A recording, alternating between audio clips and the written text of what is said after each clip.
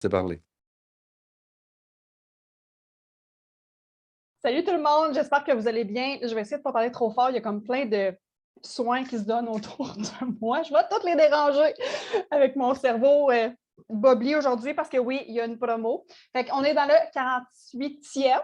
Le Rhino, c'est Chantal qui va l'animer. Puis Chantal s'en vient nous parler d'un sujet qui parle à tout le monde. Vous devriez prendre des notes, honnêtement. C'est toutes les petites phrases là, qui viennent vous titiller, qui viennent vous trigger parce que elle va nous parler des objections.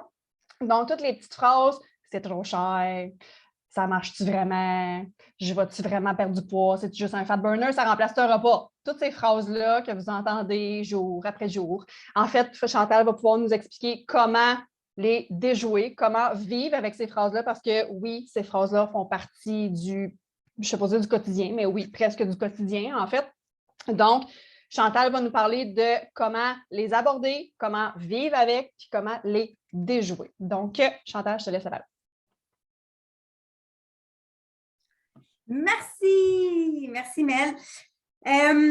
Premièrement, j'aimerais que vous inscrivez un commentaire si jamais vous pensez à des objections et que vous voulez qu'on travaille, parce que le but, c'est de vous donner des outils aussi pour que vous puissiez mieux y répondre. Fait que s'il y a quelque chose sur lequel pour vous, vous pensez que vous restez bogué sur ce genre de questions-là, ça va me faire plaisir de vraiment de faire comme plus un atelier où est-ce qu'on peut se répondre, d'accord? Donc, moi, j'en ai noté quelques-unes, mais avant de commencer de rentrer dans les objections, j'aimerais que vous m'inscrivez qu'est-ce qu'une objection en commentaire, selon vous.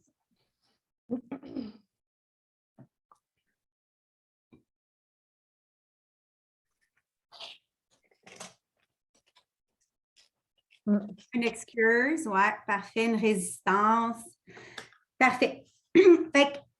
En fait, j'aimerais que maintenant qu'on switch notre mindset. Pourquoi? C'est qu'une objection égale un intérêt. Parce que si la personne s'en foutrait, elle ne viendrait pas vous écrire pour argumenter, elle veut que vous venez lui confirmer certaines informations, en fait. C'est ça que ça veut dire, une objection. Fait qu'au contraire, si tu n'en as pas, puis la personne, tu finis un Zoom avec la personne, puis la personne a fait ouais, t'as-tu quelque chose à rajouter? T'as-tu des questions? Non, tout est beau, puis qu'il n'y a pas rien. C'est soit des fois qu'il manque de l'information, vous n'avez pas été capable de transmettre ou d'aller chercher les clés pour y répondre vraiment, puis la personne est peut-être juste même trop gênée. Donc, moi, j'aimerais déjà qu'on pense, quand on a des objections, de switcher. OK, c'est quoi que la personne elle veut savoir? Émilie, elle dit souvent, on est détective, nous autres, on est des Mr. Columbo. On veut jouer à ça. Fait que dans le fond, c'est ça. Puis, qu'est-ce que moi, j'ai remarqué souvent? C'est que quand il y a une objection, souvent, après quelques mois ou peut-être tout de suite après, ce sont des clients potentiels dans lesquels ils ont acheté. Encore là, j'ai des gens, là, des fois, là, on échange, ça fait des mois et des mois, puis non, ils vont tous me dire, c'est trop cher, j'ai pas le temps, ma fille a un enfant, là. Ouais, ils sortent tout plein d'affaires, puis finalement, pouf, après quelques mois, bon, ben OK, là, je suis prête.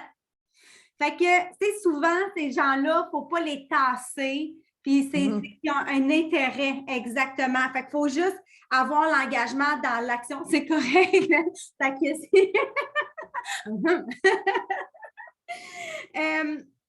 fait que ce que j'ai préparé, c'est en 4 points, comment que vous pouvez vous réfléchir à ces objections-là.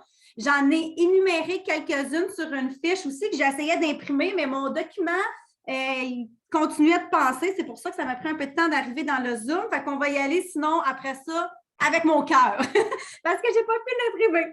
Fait que 4 points, en fait, pour que la personne se sente vraiment concernée.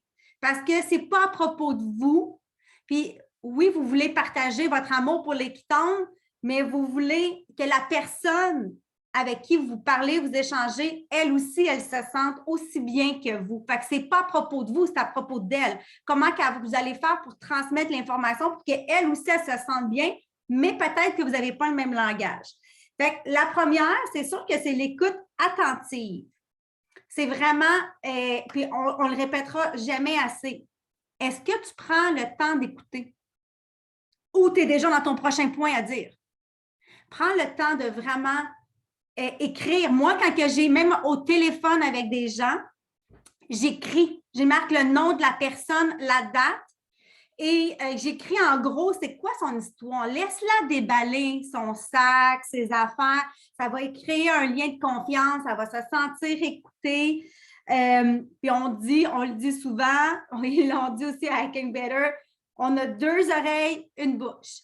On est supposé d'écouter beaucoup plus que qu'est-ce qu'on parle. Fait que déjà, essaye de te penser quand toi, tu parles avec quelqu'un, est-ce que tu parles beaucoup puis que tu ne veux pas laisser la place à l'autre parce que tu es tellement emballé puis que tu veux être sûr de pouvoir te donner les informations? Ou tu vas la laisser vraiment parler pour qu'elle puisse, elle, vous partager pourquoi qu'elle est là, en fait. Fait que ça, c'est vraiment la chose aussi à faire, selon moi, qui est vraiment à ne pas négliger pour ne pas laisser finir les phrases de l'autre. Après ça, le deuxième point, c'est la formulation pour identifier les objections. Fait que tu veux t'assurer, en fait, que qu'est-ce que tu exprimes, ton la personne avec qui tu présentes ta variante que tu parles. Mais tu peux-tu me rattraper?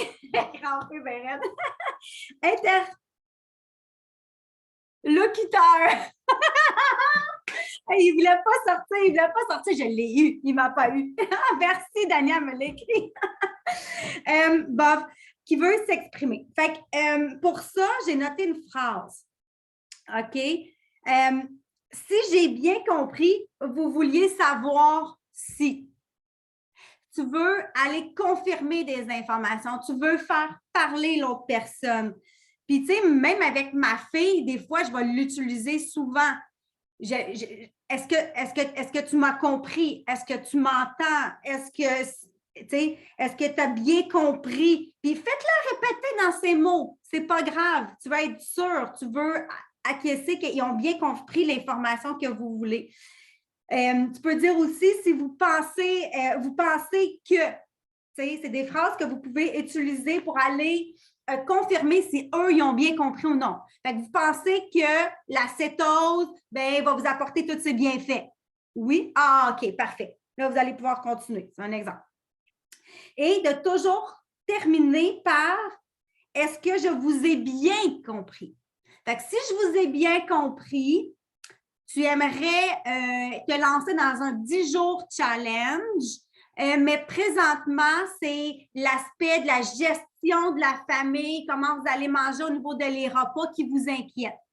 C'est genre, là, la personne, ah oui, OK, parfait. Là, tu sais vers où enligner ton fusil parce que sinon, tu t'en vas juste à la bataille puis tu ne sais pas pantoute comment t'enligner et comment dire. Fait que sinon, tu vas peut-être avoir des arguments qu'aujourd'hui, toi, il te parle, mais tu ne parles pas à l'autre personne, tu te parles à toi.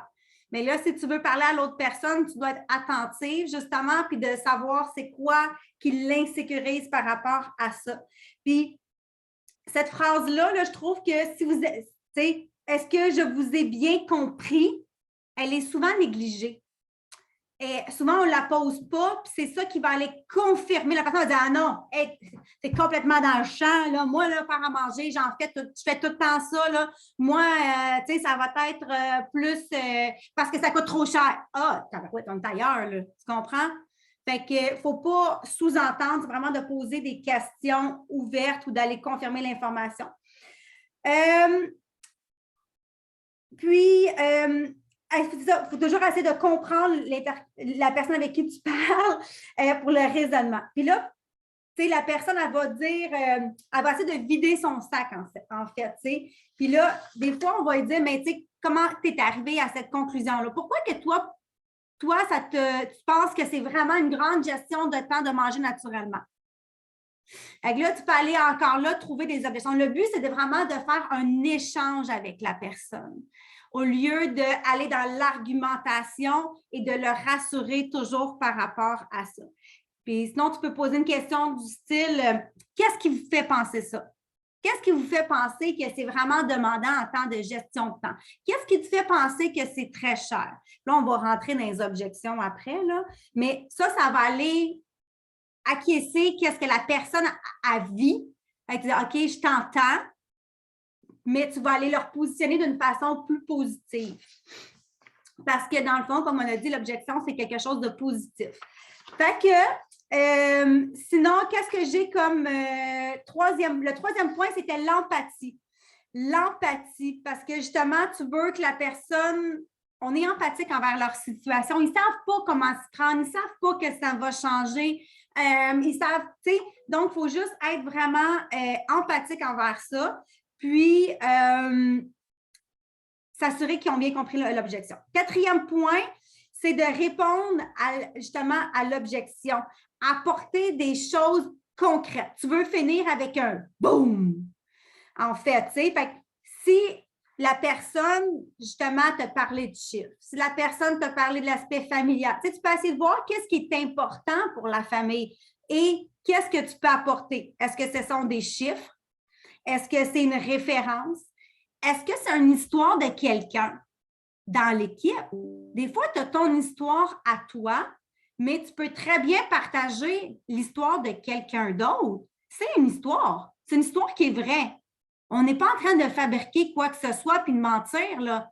C'est peut-être pas la tienne, tu as le droit de le dire, mais tu as le droit de dire aussi « Ah, ben justement, écoute, Mélissa, elle aussi, elle avait telle situation, puis c'est correct aussi. » Tu vas aller chercher la third-party validation comme ça ou votre upline. Faites un call. Moi, présentement, là, j'ai eu une situation avec une de mes promotrices où est-ce que maintenant, j'ai dit la personne, elle ne veut pas me parler directement parce qu'elle dit, ben non, elle va vouloir me vendre quelque chose, c'est ton coach, tu sais. Parfait. Je la ploie avec quelqu'un qui est sur ma même ligne. Parlez-vous. Faites de third-party validation entre vous parce que c'est quelqu'un qui est égal à il ne gagne rien pantoute. Fait que, tu sais, vous pouvez des fois essayer de trouver une solution pour emmener du power en vous enlevant de la pression. Puis, les gens se rattachent beaucoup aux histoires. Puis, si tu as partagé une histoire de quelqu'un, tu peux faire un zoom à 3, puis ça peut être ça avec lequel que tu vas venir confirmer la fin. Est-ce que tu serais intéressé qu'on se fasse un call, un zoom de 15 minutes? Va la chercher, cette personne-là. Il n'y a pas personne ici qui va dire « Non, je ne veux rien savoir de toi. » Parce qu'au bout du final, on est une grande famille, prove it, puis on s'élève tous ensemble. Fait que, tu sais, s'il y a quelqu'un qu'une fois tu as besoin, ça ne veut pas dire que la semaine d'après, l'autre n'aura pas besoin de toi. Fait que, essayez puis partager des histoires entre vous. À chaque fois qu'on fait des femmes puissantes, des webinaires, des choses qu'on se rencontre entre nous, qu'on partage, qu'on vous fait travailler nos histoires, écoutez-les réellement. Parce que ça va peut-être pouvoir coller avec ton futur promoteur ou avec ton futur client. Fait que côté des objections, j'avais est-ce que je vais devoir en prendre toute ma vie? Je ne sais pas s'il y en a des gens qui ont déjà eu cette objection-là. Est-ce que je vais devoir en prendre toute ma vie? Moi, je leur demande souvent, est-ce que tu vas manger et boire toute ta vie? C'est tout simplement banal comme ça. Ou sinon, des fois, je vais leur demander, c'est quoi votre passion? Tu t'en vas complètement ailleurs. Les autres sont en train de dire, c'est quoi ta passion, toi? Est-ce que, tu sais, aimes-tu faire du sport, de la randonnée pédestre? Il y a sûrement on fait tous des choses plus souvent qu'une autre dans la semaine. Bien, ça, là, c'est notre drogue. Moi, c'est le gym. Moi, c'est l'entraînement. Est-ce que je vais devoir le faire toute ma vie? Ben, si je veux que mon mental aille bien, il y a des fortes chances que oui. C'est la même chose pour le ketone. Fait que c'est d'essayer de se mettre dans leurs souliers à la personne pour essayer de voir à eux et de le mettre sur le même niveau que c'est quoi leur passion, en fait. Fait que ça soit une chose qui est positive au lieu de dire, ben là, il va falloir que je prenne ça toute ma vie. T'sais? Après ça, il y a toujours l'objection de c'est trop cher. On le sait très bien, c'est trop cher. Ma question favorite, c'est par rapport à quoi? Et là, tu te tais. Tu ne dis rien d'autre et tu fais une pause. Ou sinon, tu relances la question. Il faut que la personne te réponde. Parce que si la personne ne te répond pas d'ailleurs, puis tu rentres dedans, ben non, puis blablabla. La personne, est-ce qu'elle t'écoute vraiment ou tu es en train de dépenser de l'argent avec quelqu'un qui n'est pas dépenser de l'argent, dépenser du temps avec quelqu'un qui n'est pas prêt à t'écouter présentement et à s'engager présentement. Notre temps est précieux et on veut être sûr de bien le maximiser. Fait que pour ça, il faut que la personne, c'est une question des fois de timing aussi. Fait que, tu sais, c'est où est-ce que tu vas y mettre plus de temps, selon moi. Fait que de toujours poser la question par rapport à quoi? J'aimerais savoir à quoi tu compares les quittances. Premièrement, la personne ne sait pas parce qu'elle ne sait même pas c'est quoi. Fait que je ne sais pas avec quoi qu'elle va le comparer, là, mais tu sais, souvent, ils ne savent même pas. Puis là, c'est sûr qu'en posant d'autres questions telles, parce que des fois, les gens, ils vont pas dire, ben oui, c'est vrai, moi, je vais au restaurant 4 fois semaine, je me commande ça, puis je vais aller au Starbucks le matin. Des fois, les gens, ils savent même pas. Oui, tu peux poser des questions sur telles que, est-ce que ça t'arrive des fois d'aller prendre un café au Starbucks ou au Tim? Ouais, OK, combien de fois semaine? Oui, tu peux poser des questions pour essayer de dire, bon, ben regarde, justement, ton qui tombe, je vais t'emmener, il y a des solutions pour t'emmener que ça coûte environ 5,25 du sachet. Ton café coûte tant. Fait que, regarde, est-ce que tu es prête à faire le switch? Encore là, il faut que tu poses la question à la personne pour avoir vraiment son engagement. Je ne suis pas keto, j'en ai pas besoin. Moi, je ne suis pas keto. Moi, je ne veux rien savoir du keto et de l'alimentation. Fait que je n'ai pas besoin des ketones. Bien, on le sait très bien que les ketones vont faire leur effet quand même si tu ne manges pas l'alimentation cétogène. Ceux qui mangent déjà l'alimentation cétogène, tant mieux. Puis nous, on le fait en quelque sorte de manger naturellement, d'augmenter nos bons gras, diminuer nos glucides. Mais je dirais que ceux qui vont manger normalement le keto strict, qu'est-ce qui en vit notre effet de cétose sont tannés souvent d'être dans leur mode strict. Fait que, tu sais, ils vont avoir tous les bienfaits, mais en vivant, tu sais, vraiment plus aisément et avoir une meilleure relation avec leur nourriture, leur assiette. Fait que c'est ça que ça va leur apporter. Les ketones vont faire leur effet, puis par eux-mêmes, ils vont faire tout simplement de meilleurs choix. Parce que le fait d'avoir les corps cétoniques, que leur cerveau, ça va nourrir leur cerveau correctement, vont avoir moins de craving, puis ça va se faire petit à petit qu'ils vont faire des meilleurs changements parce qu'ils vont voir les bienfaits et ce n'est pas d'être associé nécessairement à une diète. C'est vraiment un lifestyle. Je vais y réfléchir. Ah, merci beaucoup pour l'information. Je vais y réfléchir. Tu vas réfléchir à quel aspect exactement? Est-ce que tu poses cette question-là? Parce que tu as peut-être parlé de plusieurs différents points, des bienfaits de l'alimentation, des jeûnes, tu as tout déballé ça, puis je vais y réfléchir. Ah, OK, ouais, puis là, tu ne sais même pas qu'est-ce qui l'interpelle. Parce qu'il y a des gens qui aiment ça, les jeûnes, et des gens qui n'aiment pas ça. Il y a des gens qui vont vouloir changer leur alimentation, des gens qui vont vouloir juste des ketones. Mais si tu ne sais pas à quoi qu'ils veulent réfléchir ou qu'est-ce qui les fait hésiter.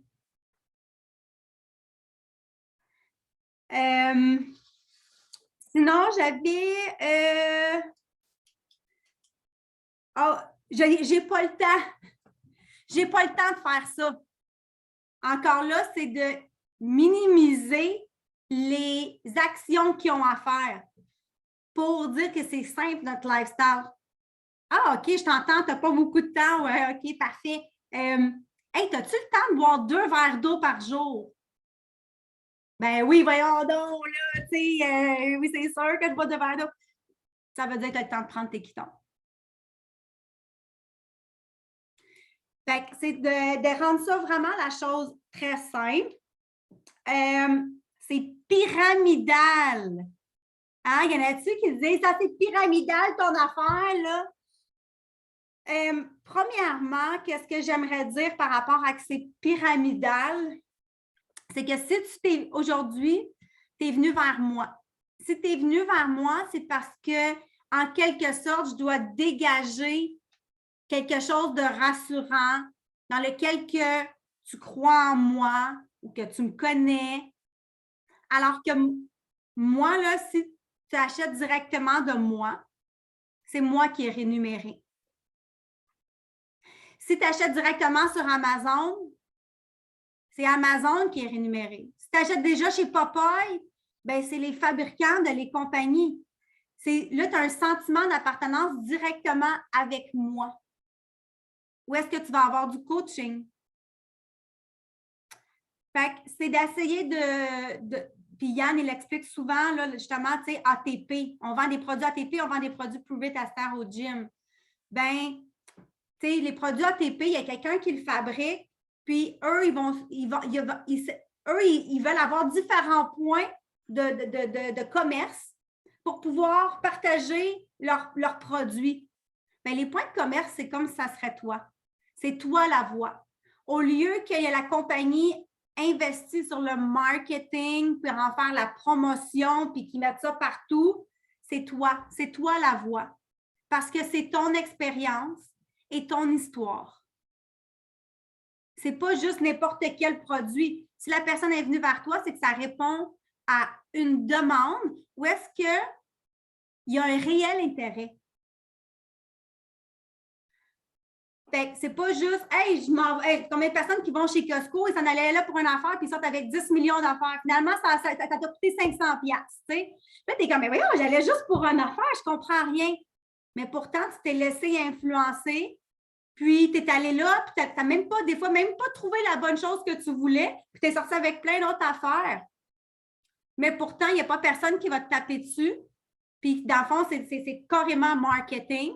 Puis, tu n'auras pas répondu à ton réel besoin. Ici, c'est spécifique pour répondre à ton besoin. Je vais voir ici s'il y en a d'autres dans le chat qui ont d'autres questions, qui ont noté. Ça permet une réduction du produit, une rémunération. Bien, tout à fait, exactement. Une réduction de produit. Moi, je vais t'aider parce que moi, je crois en mon produit. Puis, je vais t'aider à économiser comme moi je le fais. Est-ce que ça te parle? C'est quelque chose qu'on peut très bien demander. C'est là qu'on va parler de la Smart Sheet, le programme de référencement. Moi, je ne rentre jamais là-dedans le premier call. C'est toujours quand la personne a déjà acheté ou comme elle a fait aussi quand elle fait sa DMO, que la personne a tag. Ça commence à préparer en amont sans même que j'aie rentré dans le vif du sujet, mais après ça, il faut vraiment en discuter. Mais le premier call n'est jamais là-dessus. Je dis toujours, je vais te partager mes trucs pour comment économiser. Ici, y a-t-il d'autres?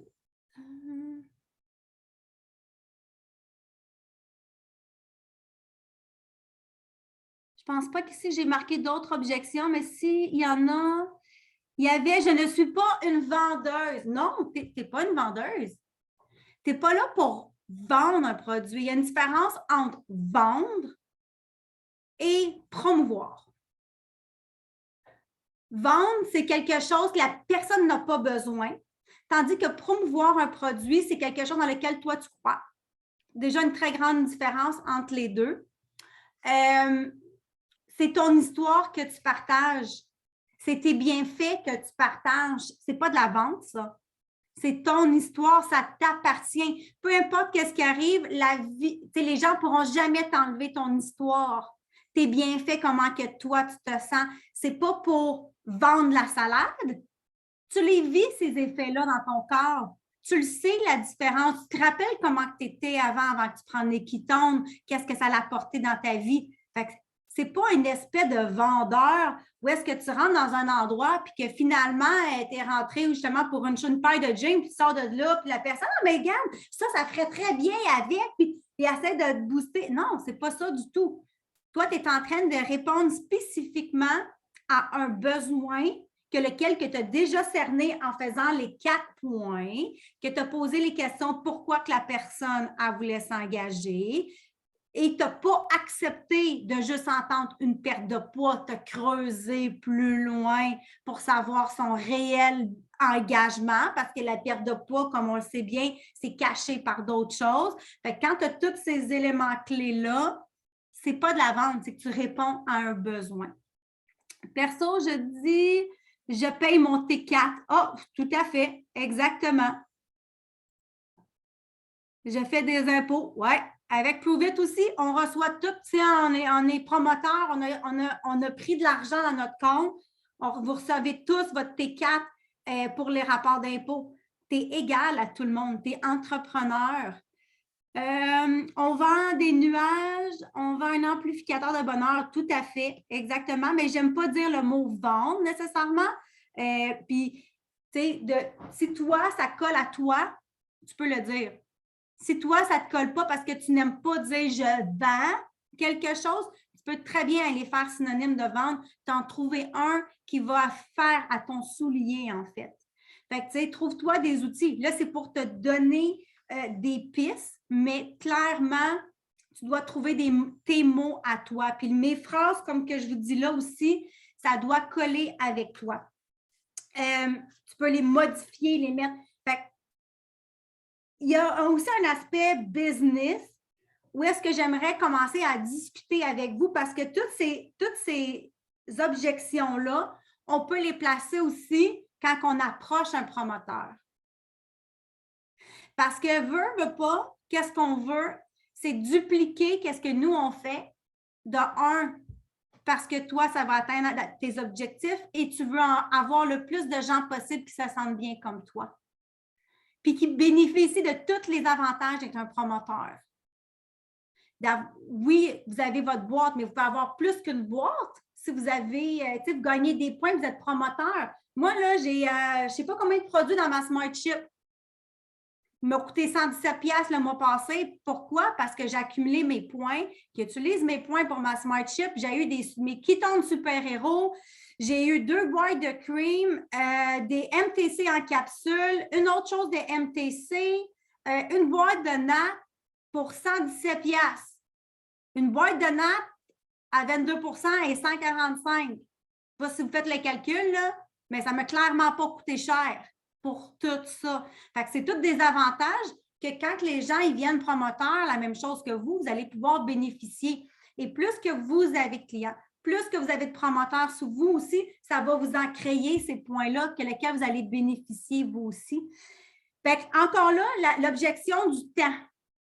Je n'ai pas le temps de me lancer dans un nouvel business présentement. Là. Je suis bien trop occupée. Encore là, tu entends la personne. Hey, je le sais. Et rattache-la avec ton histoire. T'en as-tu plus de temps, toi? Alors, est-ce que tu as vraiment travaillé cette portion de ton histoire-là pour l'aspect promoteur et non d'un client à dire hey, ben c'est vrai, moi aussi, quand j'ai commencé, je n'avais pas beaucoup de temps. Oui, je jonglais un peu entre les deux, je m'étais mis des blocs. Tu sais, mets des choses concrètes dans lesquelles que tu fais, puis en disant que c'est libre. Tu le fais quand tu veux, comme tu veux, selon ton engagement à toi, que la personne va vouloir y mettre.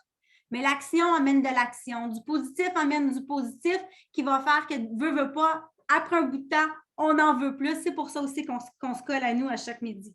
La même chose pour c'est trop cher. Bien justement, est-ce que là, c'est vraiment le temps de parler de l'aspect de la Smart Chip, des PB points, de ces choses-là, de venir renforcer ces éléments-là? C'est pyramidal. Encore là, toutes les mêmes objections. Comprenez-vous que vous pouvez l'utiliser autant pour un aspect business qu'un aspect client, qu'il s'agit juste de faire deux colonnes, de marquer les objections. Moi, je mettrais les objections client puis promoteur. Comment vous pouvez y répondre à ça? Et ça va être votre call to action. Je veux que vous preniez au moins 5 objections minimum puis que vous les positionnez dans un aspect client et dans un aspect promoteur pour pouvoir y répondre à votre lumière, à votre passé à vous, en fait. C'est hyper important. Parce que là, je vous en ai dit quelques-unes, mais ça, c'est moi, c'est mes mots à moi. Ce n'est pas ton langage à toi. Fait que de remettre ça vraiment dans ta perspective, quelle est ton histoire par rapport à ça coûte trop cher? Qu'est-ce que tu as fait pour économiser? L'aspect promoteur, c'est pyramidal. Comment maintenant tu vois ça? Moi, pour ma part, au début, j'étais fermée aussi à tout ce qui était pyramidal. J'ai vendu, quand j'étais jeune, en début vingtaine, du Usana. J'ai vendu une crème pour le visage. Puis, j'avais pas de support. J'avais pas rien en français.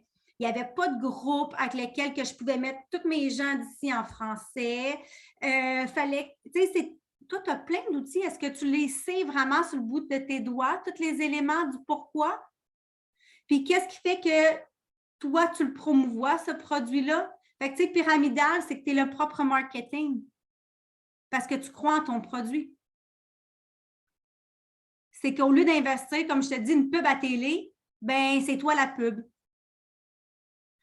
Fait que c'est ça votre call to action. Là, je sais qu'on rentre dans les temps, fait que pour respecter l'heure de dîner de tout le monde, sinon je repasse la parole à Mel, à savoir si elle a d'autres choses à rajouter, à échanger et tout. Fait que, merci, guys! J'espère juste que vous avez pris des notes. Parce qu'Émilie, dans les commentaires, elle m'a écrit « Tu vas-tu faire un tableau avec les objections? » En fait, c'est votre call to action. Fait que je n'ai même pas besoin de le faire. Vous devez prendre les objections puis vraiment trouver votre couleur, votre réponse à vous, comment vous allez répondre à ces objections-là. Puis moi, j'en ai deux autres que j'aimerais rajouter. Un, l'obligation d'achat.